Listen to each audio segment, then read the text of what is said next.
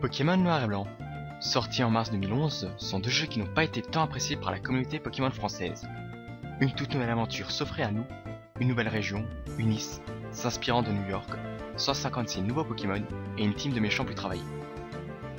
Bonjour à tous, c'est Dr Chips, et aujourd'hui pour ma deuxième chronique pour la radio Pokémon, nous allons parler de Pokémon Noir et Blanc, et plus particulièrement de pourquoi Pokémon Noir et Blanc sont des jeux tant critiqués par les fans. Alors cette rubrique sera composée de 3 parties. La première parlera des reproches et des atouts de ces deux jeux. La deuxième sur le fait de savoir si ces reproches sont fondés ou non. Et enfin une troisième partie pour conclure sur ces jeux. Alors tout d'abord je tiens à préciser que cette vidéo n'est pas là pour critiquer ces deux jeux, mais seulement pour faire un constat et pour savoir pourquoi une autre partie des joueurs disent qu'ils n'ont pas apprécié le jeu. Alors pas la peine de mettre tout de suite un dislike, je vous invite même à donner votre avis dans les commentaires à la fin de la vidéo pour savoir ce que vous avez pensé de la vidéo et ce que vous pensez de ces deux jeux. Voilà, donc on va tout de suite commencer par la première partie, les reproches et les atouts de ces deux jeux. Alors je tiens à préciser que j'ai pris ces reproches et ces atouts sur le site de jeuxvideo.com. Donc pour la majorité des joueurs, j'ai pris la majorité qui reproduit à un sondage. Alors pour les points positifs, j'en ai trouvé 5. Alors des méchants qui ressemblent enfin à des vrais méchants. Donc leur but n'est pas de détruire ou de dominer le monde, leur but c'est de libérer les Pokémon, avoir un monde libre. Ils sont assez pacifistes on peut dire, c'est vrai qu'ils ressemblent pas trop à des méchants. Des graphismes en 3D, les gens ont quand même pas mal apprécié les graphismes en 3D, surtout au niveau des animations et des animations aussi en combat. La bande son, bon toujours comme Pokémon, il y a toujours de bonnes musiques, mais c'est vrai que là je trouve qu'il y en avait quand même pas mal, comme la musique des champions d'arène, de certaines routes ou surtout des ponts. L'apparition des talents cachés, qui a surtout rajouté un plus au niveau de la stratégie, certains Pokémon sont devenus quand même plus utiles. Et certains nouveaux doubles types de Pokémon, comme un Plantacier pour Noacier, je crois que ça n'existait pas avant, il y avait Insectacier pour Cisaiox, et Trioxyde, Plante Ténèbres, Dragon Ténèbres pour ne citer que. Et enfin les points négatifs, alors là j'en ai aussi trouvé 5. Alors des Pokémon horribles ou qui ressemblent à des animaux. Bon ça on peut pas y échapper, il y a toujours des gens qui critiquent les Pokémon, mais c'est vrai qu'il y en a qui sont assez dégueulasses. Alors genre Miamiasme, Quanton ou Ponchien. Bon, il y en a encore d'autres, mais voilà, c'est on va dire les pires, ceux que les gens critiquent le plus. Une impression de trop pixelisé. Alors ça c'est vrai que ça se voit assez fréquemment sur les sprites de combat qui bougent, ou dans certains lieux, ou encore quand on est dans le métro de combat, quand l'écran il bouge. Des arènes déjà vues par certains moments. C'est vrai que les arènes sont assez linéaires, où on est obligé de battre tous les dresseurs. Bon, c'est pas super joyeux. Une mise en scène de combat qui manque de dynamique. Bon, dans cette version ils ont rajouté les Pokémon qui bougent en combat alors qu'avant c'était juste des images statiques, mais c'est vrai que ça manque un peu de quelque chose. On voit que les déplacements sont assez programmés et les combats contre le Revoke sont très fréquents, à peu près surtout au début de jeu, après chaque arène ou dès qu'on arrive à chaque ville il y a toujours un rival qui veut nous affronter. Donc voilà, c'est tout pour les points négatifs. Alors il y a quelque chose qu'on peut quand même remarquer, il y a autant de points positifs que de points négatifs. Toi j'ai trouvé, après il y en a d'autres, mais voilà. J'ai trouvé autant de points négatifs que de points positifs, qu'on peut quand même se poser la question de pourquoi est-ce que les gens critiquent autant ce jeu, ils disent que c'est un mauvais jeu alors qu'il y a autant de points positifs que de points négatifs. Du coup, voilà, on peut passer à la deuxième partie pour savoir si ces reproches sont fondés. Si les points, je vais surtout m'attaquer aux points négatifs parce que les points positifs on va pas s'en attaquer. Alors les points négatifs, est-ce qu'ils sont fondés? Il y a des Pokémon qui ressemblent à des animaux, genre Ponchien, Miamias ou Quanton. Alors Ponchien, on peut quand même aussi citer le cas de Caninos qui ressemble aussi à un chien. Quanton, un canard, il y a aussi Psychoquack. Donc niveau design des Pokémon en première génération c'était pas terrible non plus on peut dire. Et après de toute façon ça dépend des goûts de chacun. L'impression de trop pixeliser, bon, vu que c'était les premiers jeux aussi sur DS, 3DS, je crois qu'ils sont aussi sortis sur 3DS, et qu'ils voulaient faire un sprite de combat, c'est assez gênant. Les arènes un peu trop déjà vues par moment. Alors c'est vrai que le fait que ce soit linéaire, ça c'est quand même assez fondé.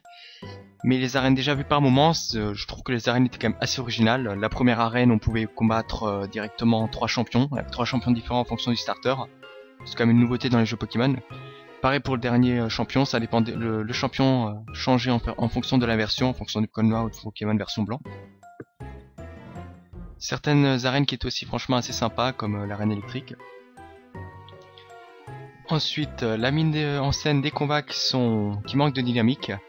Alors bon, c'est pas faux, certaines fois ça manque de dynamique, mais je trouve que pour les attaques ça va. c'est assez dynamique. Et les combats contre les rivaux trop fréquents, ça c'est vrai que se reprocher assez fondé. Je trouve qu'il y a beaucoup trop de combats contre les rivaux. Et aussi encore une chose que j'ai oublié de dire, c'est la première version, à part la Pokémon rouge, bleu et jaune, où il y a 156 nouveaux Pokémon, et il n'y a aucun Pokémon des anciennes générations, en tout cas jusqu'à la Ligue. Et ça, c'est un reproche que certaines personnes aussi ont fait, il manque des Pokémon des autres générations. Mais ce reproche est quand même assez fondé, parce que justement Nintendo avait prévu de faire un renouveau dans Pokémon. Donc ça se comprend. Donc voilà, on a fini avec cette deuxième partie, on peut donc passer à la troisième partie, la conclusion globale des jeux. Alors est-ce que cette question est fondée? Est-ce que les jeux Pokémon Noir et Blanc sont vraiment des jeux mal aimés par les fans, et est-ce que ce sont vraiment des jeux mauvais? Alors à la vue de ce qu'on a vu avant, on a vu qu'il y avait autant de points positifs et de points négatifs. Après tout dépend des choix de chacun, chacun a son opinion sur les jeux. Je pense que les gens n'ont pas tellement apprécié l'expérience de jeu, qu'ils ont plus apprécié le combat après stratégique.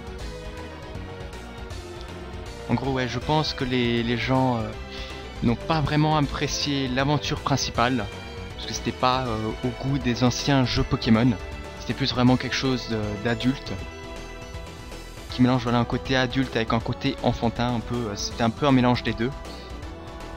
Et je pense que les gens n'ont pas vraiment apprécié ça, ils voulaient surtout je crois un côté adulte ou un côté enfantin, enfin ça dépend des gens. Et par contre le côté stratégique est vraiment très apprécié par les fans, surtout avec les nouveaux ajouts genre les talents cachés ou les nouveaux double types. Ça c'est vrai que ça a rapporté pas mal de nouveautés. Et je pense aussi que ce qui a baissé un petit peu la hype au niveau des jeux, c'est des spoils avant la sortie du jeu qui sont sortis qui baissent un petit peu je trouve l'estime des jeux Pokémon. Enfin l'estime, ça baisse pas l'estime mais la hype, je trouve que la hype diminue un petit peu. Parce que dès que le jeu sort, on veut directement plein d'informations, on veut tout de suite savoir à peu près tous les nouveaux Pokémon. Mais je trouve que dès qu'on connaît tout de suite trop vite les nouveaux Pokémon, on s'habitue assez rapidement à eux et dès qu'on commence l'aventure, on a un petit peu moins envie d'y jouer parce qu'on connaît déjà l'aventure, on a peut-être déjà vu des let's play aussi sur le jeu, donc on n'a plus la surprise. Je pense que c'est surtout aussi à cause de ça que les joueurs apprécient peut-être un petit peu moins Pokémon.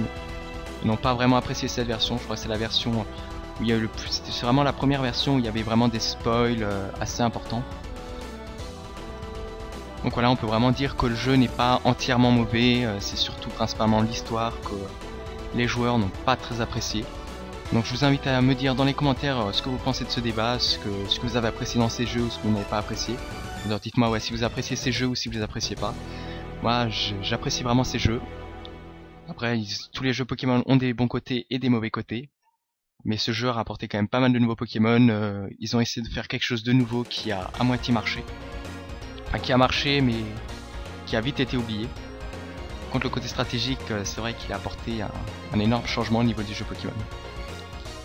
Voilà, j'espère que cette vidéo vous aura plu. Si c'est le cas, n'hésitez pas à vous abonner à la chaîne de la radio Pokémon, à liker cette vidéo, ou mettre un commentaire dans l'espace des commentaires.